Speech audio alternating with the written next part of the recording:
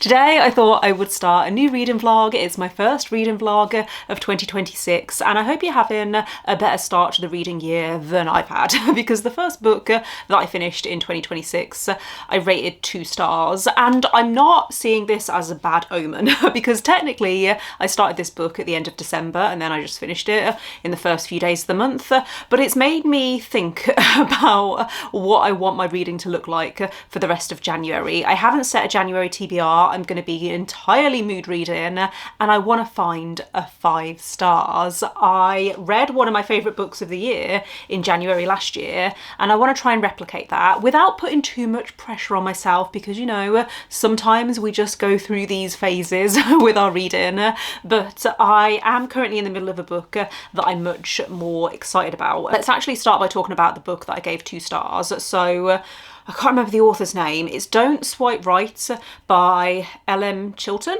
I think I'll put a picture on the screen because I did listen to this on audio. The reason I picked it up is because it's narrated by one of my favourite audiobook narrators, Georgia Maguire, who did the Sweet Peas series by CJ Skews and Behind Closed Doors by B.A. Paris. 2 examples of books that I don't think I would have liked as much had it not been for the audio. So I had reasonably high hopes for this one, and to be fair, the audiobook experience was great. I was compelled. I found it really easy to listen to, and you know that you're listening to a good audiobook when you find yourself looking for excuses to continue listening, and that's how this book started, and it did continue to the end. The problem is I didn't like the ending, okay? It was the actual story itself rather than the audiobook that I didn't like.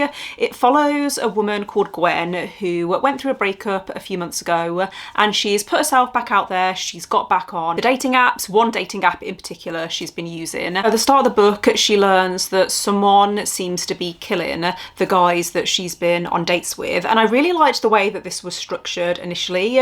You have this timeline in the present day, but then you also have these flashbacks where you're seeing Gwen go on these dates with these guys and most of them are not very nice. But in the present day timeline, she is a suspect. The police think that she must be involved somehow because she seems to be the common denominator in these murders. I didn't think it was predictable. I thought that there were enough characters that you could feel suspicious about. At one point, obviously this is no spoilers, at one point I thought, have I worked this out? But it didn't make sense, so I kind of put it to the back of my mind, and it turns out I wasn't right. Okay, I wasn't right, but there's a point in the book where something is revealed and it clicked for me how I was wrong with my previous theory, and I thought, oh no, I don't think I'm gonna like the direction that this is going in. But at that point I thought, okay, we're gonna continue, keep an open mind, and yeah, I hated the ending.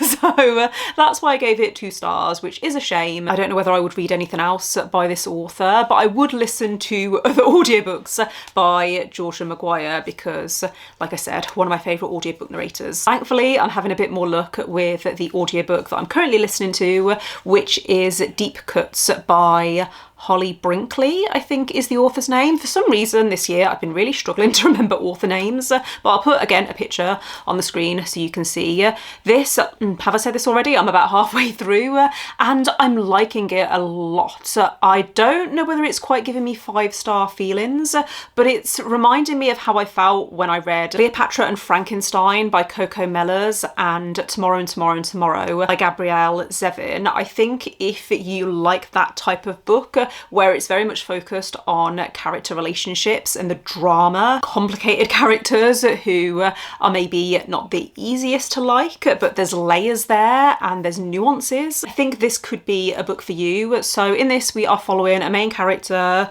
called Percy, and she is, I think, in her early 20s at the start of the book. She's in college, she's in a bar when she gets chatting to this guy and they talk about music because it's something that they're both very passionate about. This develops into a friendship between Percy and Joe, this guy, and he is a musician, he's a songwriter. She becomes his critic. She is the person that he goes to when he wants honest advice about a song, and she gives it to him, and she makes his songs better because she has a real ear for it. I love that the characters in this are so passionate about music, and there's been scenes where you see the process of them writing songs and deconstructing just the art of music, and that I think is the book's main strength, as well as these complicated relationships. It does feel very character driven. You're just following these characters as they are living their lives, and you're following them over the years. It's set in the early 2000s, which is a particular time period that I really enjoy reading about.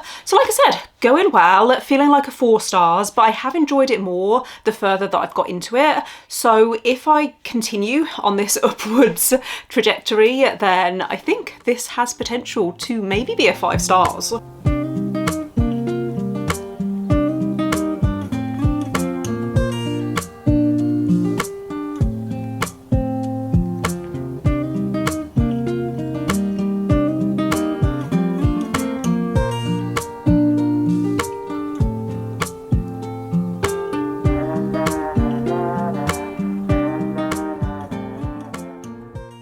It has been about a week since I last checked in with you, since I started this vlog, which is fine. You know, this week has been very busy. We had a new washing machine installed in the flat. Finally, I know this is probably really boring to everyone else, but I'm so excited about it because I have been without a washing machine since before Christmas. And my mum lives a 40 minute drive away. So, you know, it's been fine, but obviously every time I've needed clean clothes, it's been a bit of a logistical nightmare. So glad that that's all sorted. Me and Sam had a little date night on Thursday. We went to the cinema to see the Housemaid movie, which was okay. I mean, I thought the book was just okay. The film was very watchable. It was very fun. Sam enjoyed it as well, although at one point he turned to me and I could see he was confused because I told him it was a thriller and he was like, "Are you sure this is a thriller?" It is a thriller. You just have to give it a bit of time and a little bit of patience. But yeah, I thought it was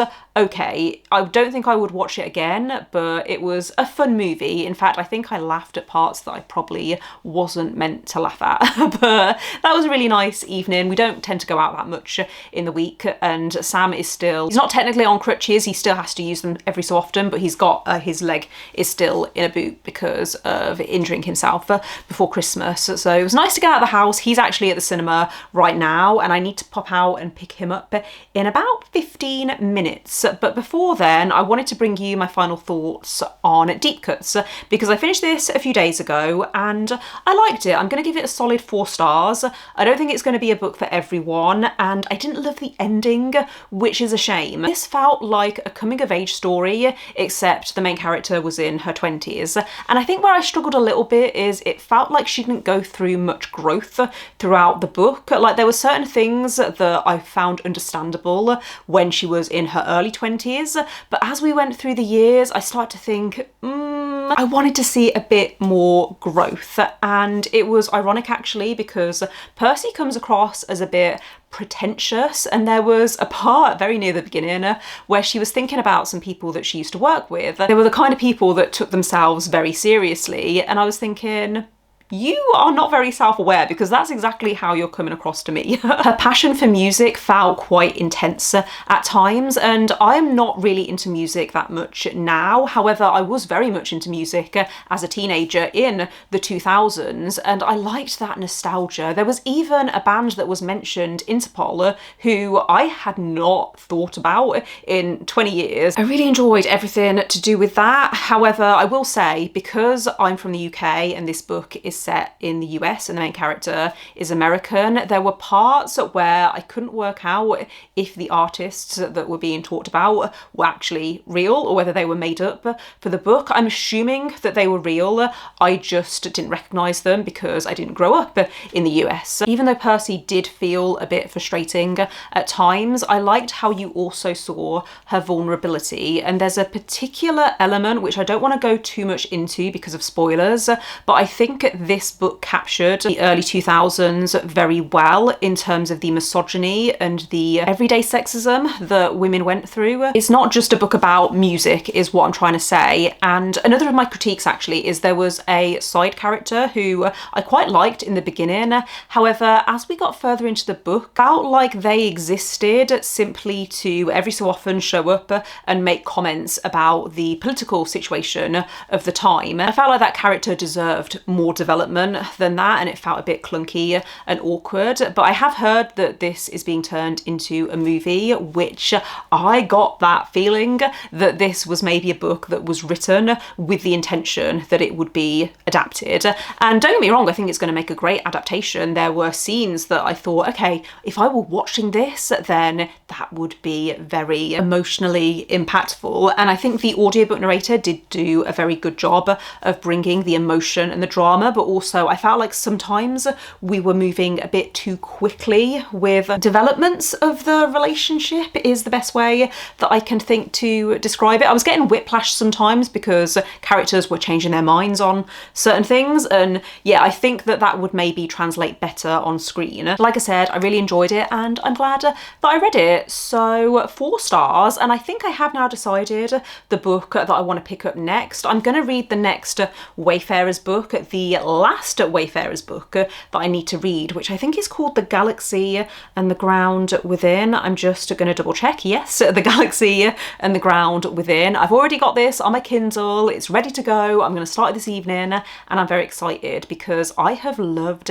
every single book in this series so far. Every single book has been 5 stars, and I also read To Be Taught If Fortunate by Becky Chambers over Christmas and New Year and loved that as well. Also gave it 5 stars. So if this isn't a 5 stars, then I will be quite honestly shocked. I haven't even looked into the synopsis. All I know is that this is set in the same future as the Wayfarers series. Humans have left the Earth, they have gone out into the galaxy and become part of the galactic community. And what I loved about the other books in this series is how much it focused on understanding and communication, respect. All of the themes in this series so far have been phenomenal. I'm actually quite sad that I'm reading the last book. I mean, I can always reread this series, but you know, this series has just, it's been really impactful for me. So I have now started The Galaxy and the Ground Within. I'm actually already halfway through. I just haven't had time to update the vlog in the past few days, but I wanted to bring you some initial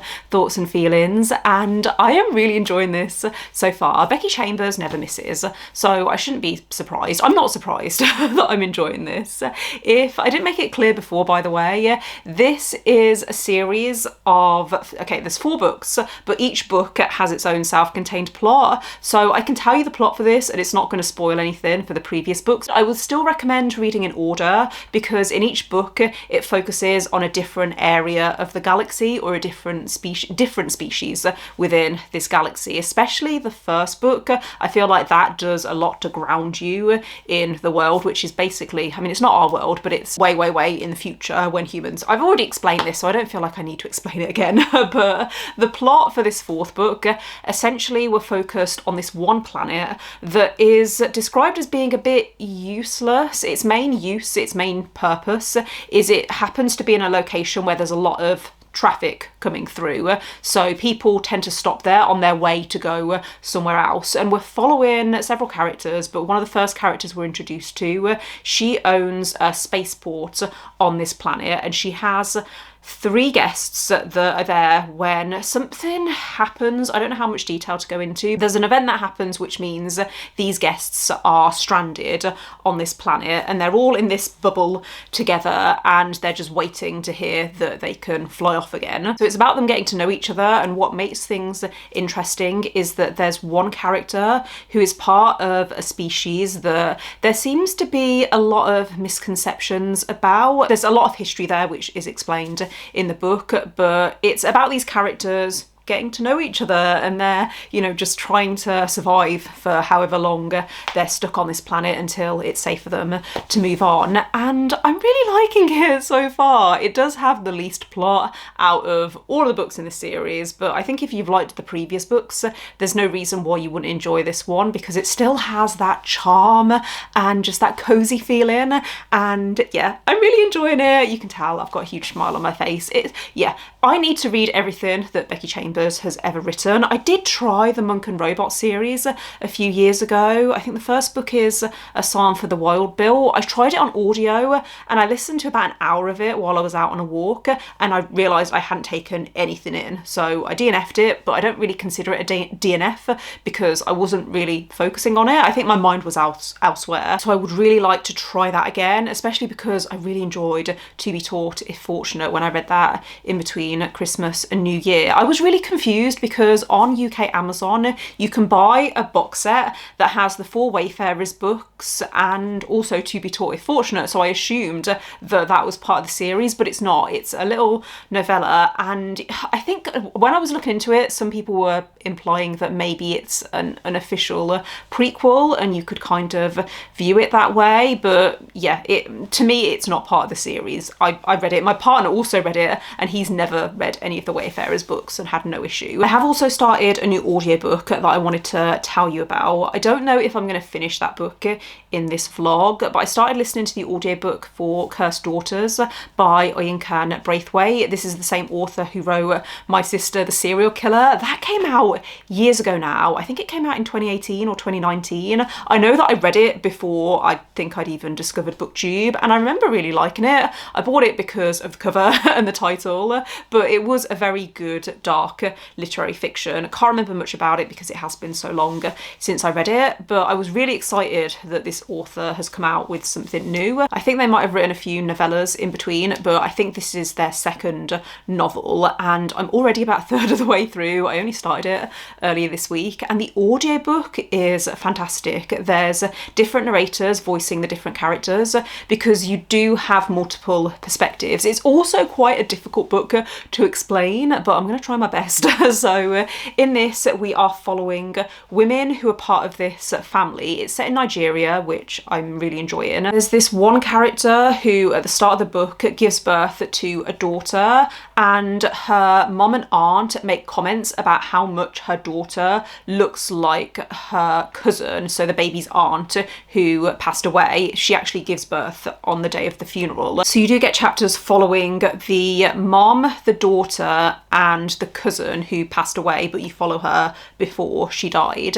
And it's building a picture of this family and these relationships. There's also a curse that some people within this family believe in, and that curse says that none of them will be able to have a successful relationship, kind of. I can't remember the exact wording of the curse. I think it's something like no man will ever call your house his home.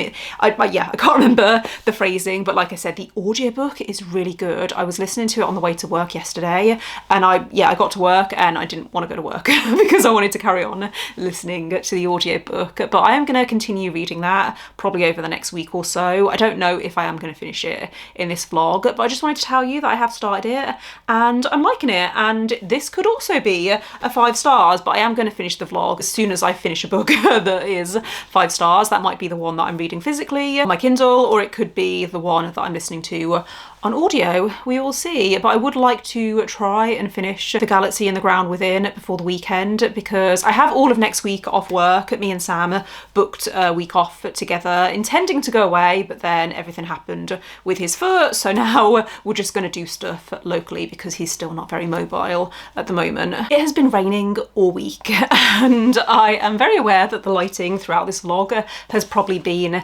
terrible, but I have now finished The Galaxy and the Ground Within by Becky Chambers, and I'm giving this 5 stars. However, it is my least favourite book in the series so far, mostly because of the characters. I think the characters in this, while I appreciated what Becky Chambers was doing with these characters. I think the characters in some of the previous books are just much more memorable. I think book 2 actually has, for me, the strongest character work, books 1 and 2. Book 3 I think is less about the characters and more about the community. And then in book 4, I think it was trying to be about the characters, but it just wasn't quite hitting as hard as I wanted it to. I think I wanted a bit more time with these characters. There are characters in this story who are seen as being rebels within their cultures. It talks a lot about culture, as with the previous books in this series, specifically characters who have either gone against things that are considered normal within their culture or who are considering doing that. And I thought that aspect was handled very well. There's also discussions around colonization. There's a character who you can really feel that they are exhausted. They are very much used to meeting new people, new species, and having people judge them on sight and how it feels to be in that position. Now that I'm talking it through, there is some really good character work in this. It also talks about parenthood, which is similar to some of the other books, but it puts a slightly different twist on it. In this galaxy, obviously there's loads of different species and cultures, and in some cultures the human way of approaching parenthood seems so out of the box because to them being a parent is something that you train for. I think I did also struggle with the lack of plot in this. I never found it boring, but I can see why some people would find this series boring. I found the character interactions very interesting, and you know, it is a short book. Part of me wishes it was longer so that we got to see more of the characters and maybe connect with them a little bit more, but also I think if it had been more drawn out, then it would have needed a more solid plot. There was a moment towards the end that made me tear up a little bit and feel quite emotional, so I think that's why I'm going with a 5-star rating. And I should be wrapping up this vlog here. However, I'm about halfway through Cursed Daughters by Oyinkan Braithwaite, and I'm really curious as to whether I'm going to give this 5 stars. Also, I don't like leaving vlogs on a cliffhanger.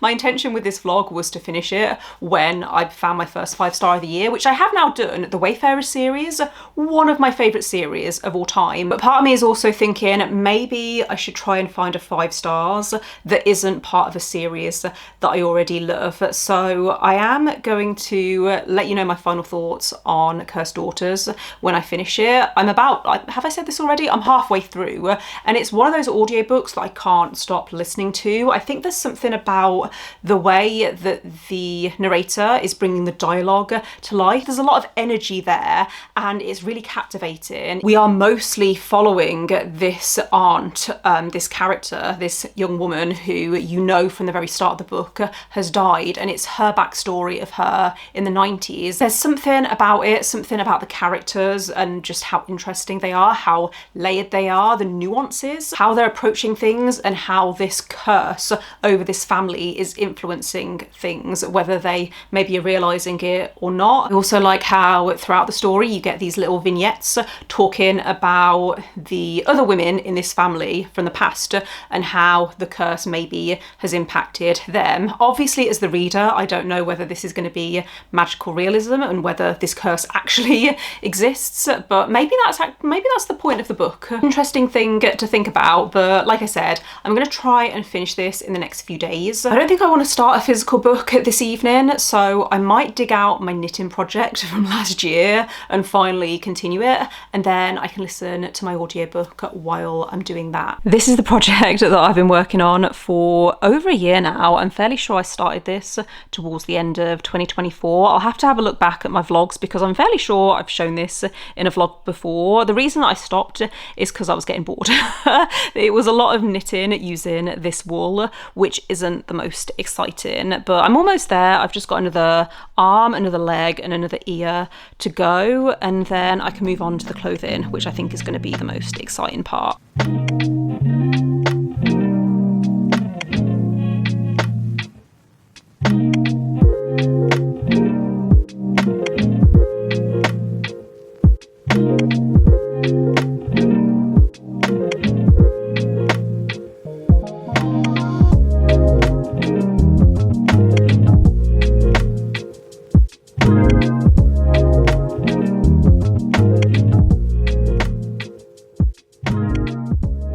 I have just curled my hair, which is why it looks a little bit different. I thought I would make the effort because I'm going out this evening. I'm also getting my hair cut next week, and I have talked about this before. I hate getting my hair cut, but I also hate it when it feels too long. There's a trend going around on Instagram at the moment where people are sharing photos from 2016 because it was 10 years ago, and I was curious, so I looked back at some photos from that time, and I cannot believe how long my hair was back then. I could not cope with that anymore, especially because my hair has got a lot thinner as I've got older. But I was thinking about getting it above my shoulders, which I haven't had it that short in a while, and I'm a bit nervous about it, but we'll see what I decide next week. The point of this update is to tell you that I finished Cursed Daughters earlier this afternoon. I listened to quite a lot last night, and then I had to pop into town earlier, so I finished it off on my way there and back, and that last hour had me so gripped. Not because this is a thriller, there's a little bit of mystery, but it's also not a mystery. I would say that this is a family drama, similar to My Sister the Serial Killer, which I think sometimes gets categorised as a thriller. I would say that was a lot darker than Cursed Daughters. Cursed Daughters is really sad, and especially there's certain moments where you can really feel the weight of the emotions that the characters are going through. I didn't realise how invested I was in these characters' lives until certain things started to happen. You know from the very beginning, it's so sad, like you know from the very start that this young woman has died, but you don't know the full circumstances around what happened. And so you're seeing all of the layers as they're being, you know, revealed to you as the reader. There's also a moment where, as the reader, I worked something out, and another character had also worked something out, but this other character hadn't. And, you know, when it clicked, I thought, okay, what is this going to mean for these characters? I thought it was just very well done. I think this is a book about people making very human mistakes and the consequences of that. I also thought that the curse element was done really well. It was really clever how all of these different women react differently to that. It makes you question certain things, like whether believing in something makes it more likely to come true, or whether you end up self-sabotaging yourself in a way because of this belief. It's about our actions and the cause and the root of our actions, and the way that your actions can impact future generations. And yeah, it was a really cleverly written book. It felt very thoughtful. I thought the character work was fantastic, and I think it's going to really stick with me long term. So I'm going to give it 5 stars, as I was kind of predicting at the halfway point. I think at that point I was leaning maybe more towards a 4 or a 4.5, but yeah, that last hour or so really impacted me, and I'm so glad that I picked this up, considering the last Ian Braithwaite book that I read. I was still a reader, but you know what I mean, like I question sometimes the books that I read before I started reviewing books online, because I don't have like notes from that time. I have to rely on my memory, and I do remember really enjoying My Sister the Serial Killer, especially the family relationships in that, and I thought the family relationships in Cursed Daughters was also done very well. So I am going to be wrapping up this vlog here. I actually found 2 5 stars in this vlog, which I wasn't expecting, but Cursed Daughters I would say is my favourite book of the month so far. I will do a wrap up, I think, this month, even though I haven't read as much as I usually would. I spent most of this month reading Dust of Dreams, which is a over 1,000-page Malazan book, but there were some books that I read towards the end of last year that I haven't talked about in vlogs, and I didn't do wrap-ups towards the end of last year because I was feeling overwhelmed. So I might do a January wrap-up plus some recent reads from the end of last year that I haven't talked about yet, and we'll see how that goes. Let me know if that's something that you'd be interested in, and let me know as well if you have read any 5-star books this year. Let me know what you've been reading and whether you've had a good start to the reading year. Otherwise, I am going to wrap things up here. Thanks again for watching. Don't forget to give this video a thumbs up if you enjoyed it. Click subscribe if you would like to see more videos from me, but otherwise I will see you next time. Bye.